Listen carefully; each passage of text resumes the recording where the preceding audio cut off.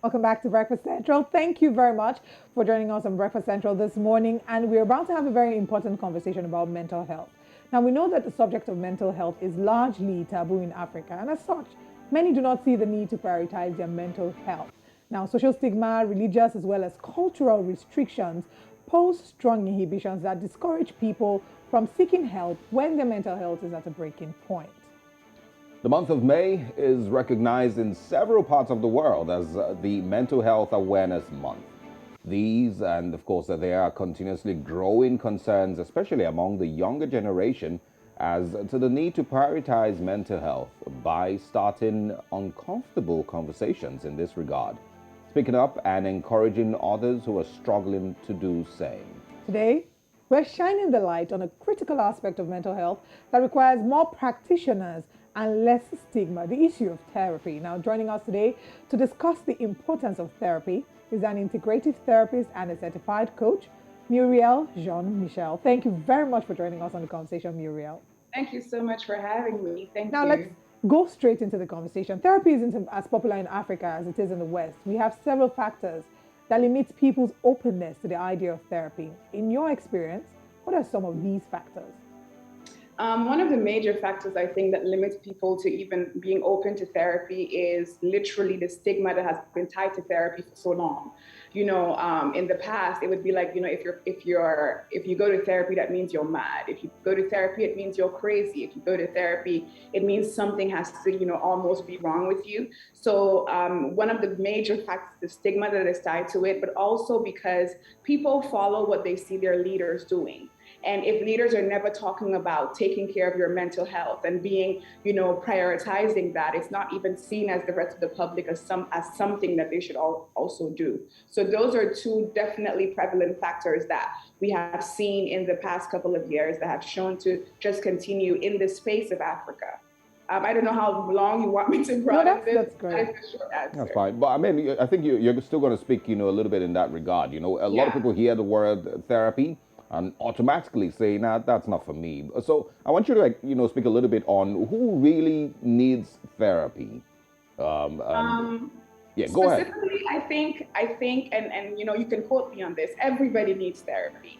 I say this all of the time. I'm a therapist, but I also have my therapist. My therapist goes and she laughs at me and she's like, "You could do this to yourself." But what I've chosen to do is I've chosen to prioritize my mental health as well, even as a therapist. So everybody literally needs therapy, whether you feel like you need it or not. Let me explain you why. When clients come to us and they say, I'm at the top of my game, but I know I need mental clarity to be able to focus on, how I can achieve better, how I could be a more present father, as a man, how I can be more emotionally available, as a woman, how I can heal, from traumas growing up. Literally, you always find something that may have happened to you over the years that you swept under the rug that could just be the key to your level of, having excellence in your life. Because mental clarity means that you see clearly, that the lens in which that you see the world, it's a lens in which you can literally see, I see things from a perspective of health. I don't see things from a perspective of pain or of anger. I'm not staying, in toxic relationships. I'm healed from what happened with my mom or with my dad.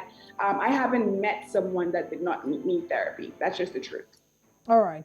Now, you've talked about everybody needing therapy, but we find Everybody. oftentimes that people do not prioritize their mental health. Why is it seen as a luxury to most? It's seen as a luxury to most, as I, also said, in the little bit of the beginning. It's because different governments. So, for example, right now I'm in the Netherlands. In the Netherlands, mental health is like, oh, everybody needs to get mental health. Everybody, please go and get checked out because we want to make sure that you're operating on, a level of excellence, right? So if the government and the leaders and the people running organizations, they're not, safe with saying, I go and I see a therapist and I sit down and I prioritize, who I am. It's not going to happen. It's also that level of self-value. I value myself enough to make sure that mentally I have a clear head and mentally I'm able to show up at work and show up as a parent and just show up as a person in the world as somebody that is, quote unquote, healed from the inside out.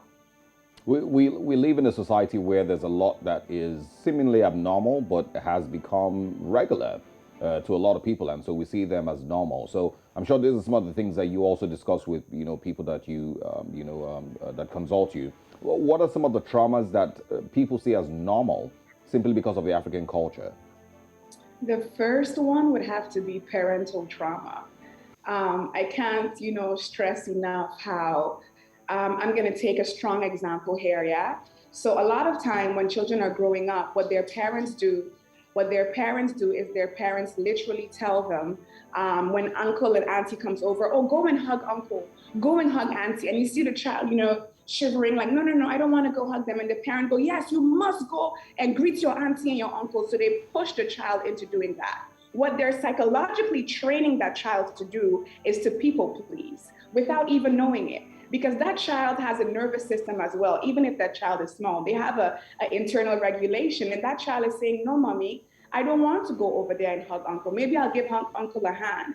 But then they go ahead and they push that child to people please. And then when that child grows up and they're like, why is it that when people tell you to do stuff, you don't say no? Well, when I was little, when I wanted to say no, you kept pushing me. So it's literally like parental trauma, even from the ages of 3 and 4 upwards. They silence you. You don't get to have your own voice. It's their voice over your voice. And by the time you turn into adulthood, you've lost the meaning of your own voice because it wasn't stewarded well. So parental trauma is definitely, one of the major things that people sweep under the rug. Oh, I am their mother, I am their father. They will do as I say. But that you're not raising children, you're raising adults. So you have to raise them in a way that they can go ahead and say, this is who I am and I can stand behind my boundaries. Because now you have people who are, for example, in toxic relationships and they can't leave and they want to leave, but then they're fighting with themselves that they can't leave. It's literally because they were programmed from young to people please. So they don't have their own voice. So helping somebody to literally discover their own voice all over again is one of the major things, that we do in therapy. Now, this is so, so interesting because, like you rightly mentioned, we have a culture here in Africa, and it's one that says the parents are always right. We're starting to find our voices or to speak up and say, no, it's okay to admit that you were wrong, to say that you were sorry. And this conversation about childhood, yes, conversation about childhood trauma that a lot of people are carrying. If we start that conversation, we will not wrap up today's interview. In psychology, we call it reparenting. By the time you come to therapy, I have to reparent you from the trauma that your mom and dad may have caused. All right. Now, and it's very, very seen. Okay. Let's talk about some of the key things. Having decided now, someone's watching this and has decided, you know what, I want to get a therapist. What are some of the key things they should look out for in choosing a therapist? I think one of the key things they need to look out for, number one, is does this, based on what I'm looking for or the outcomes that I need, does this therapist have that background? For example, I specialize in pain and trauma, like helping people heal from pain and trauma of the past. I do an array of other things, but that's, where my specialty is. So you have to first check, is the specialty in alignment with what I would like to achieve? The second thing is, do I have a connection with my therapist? If you come to therapy and you're not, willing to open up and you feel like you can't talk to the person that's sitting in front of you, then you shouldn't be there. So that's why we have something that is called an intake session. You come first and you see, is there a connection? Can I really help you? Is this the outcome that you would like to achieve? And then we could create a plan for you to see how you can, achieve those things that, you personally would like to see, happening in your own life.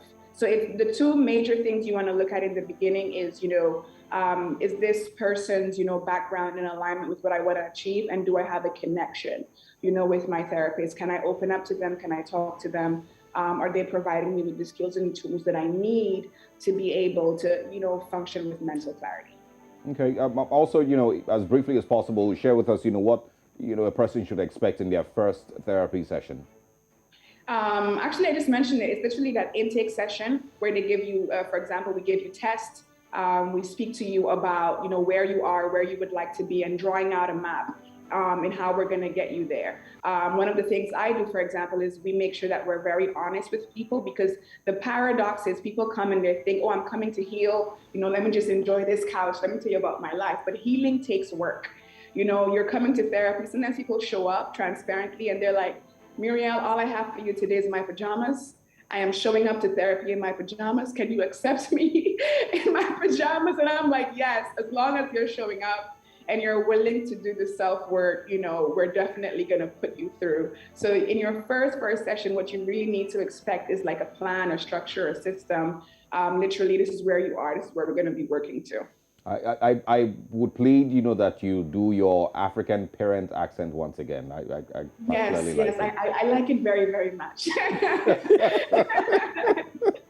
It's interesting to see how this has gone. And I typically would say that there's some people you never lie to: your doctor, your lawyer, and might I add, your therapist. Your therapist, like, let's not lie to the therapist. Like, how am I supposed to help you if you're omitting, information? You're cutting yourself short.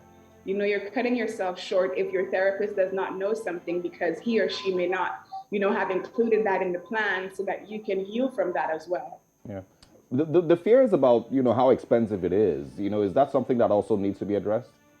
Yes, it is. I'm gonna, when, for example, I deal with a completely different group of people when it comes to therapy. I have, strict policies that I only deal with people that want to be in therapy. So clinical psychologists, will run you through it, take time with you. The type of therapy I do, if you want to be there, it means that you're at the top of your game. You're literally ready to make sure you have, like I said, like mental clarity is, a prioritization for you. You want to prioritize, your mental health. And what I've found in the years that I've been working is because I've worked with, this group of people, quote unquote, who are extremely, arrived and established in their field of work. When I wanted to open up therapy to more and more people, I realized that they may not be able to like fund it themselves. And I'm actually now, working, in the Netherlands as well to see how we can broaden that for the scope for Africa to make really good therapy still really affordable. So I think that the price on therapy also makes it like a boundary for people as to why they can't, go for therapy. I think it would be, helpful if, we had insurance policies or the government would allow people to understand that you have to prioritize your mental health. Imagine if the next president of Nigeria was like, oh yeah, I go to therapy. Imagine how many people, would be like, oh, the leader of our country is doing this, I guess I should also be doing. And I think that leaders for sure need therapy. You need mental clarity if you're going to be, managing this amount of states, if you're going to be managing. To be a Nigerian leader, you if you're definitely managing people, you need to be in therapy. need some therapy. Okay. Very true. Okay. And a little more. Yes, at the end of the day, everyone needs therapy, and it's something that we must prioritize. I really like that you mentioned that we should, you gave two ideas: leaders owning up and opening up to therapy, as well as insurance covering therapy. It would be nice to have, my insurance or my company's insurance covering therapy sessions. So I'm saying, you know what, I'm not feeling up to par. I need to go see my therapist. But that'll be all that we can. That value. It's in that value system of I value my staff enough to make sure that they have mental clarity. Therefore, I've created this package, especially for men. Like we've seen a rise now in men coming to therapy, but it's partially because of women that no longer want to deal with them being emotionally unavailable, because men are not taught to, even have that capacity to be able to be there. So, all right. We will go further into this conversation. We'll look forward to having you again as we delve into other areas of mental health. But that's all that we can take for now. Thank you very much, Murielle, for joining us. Thank you so much for having me. Have a lovely day. Thank you.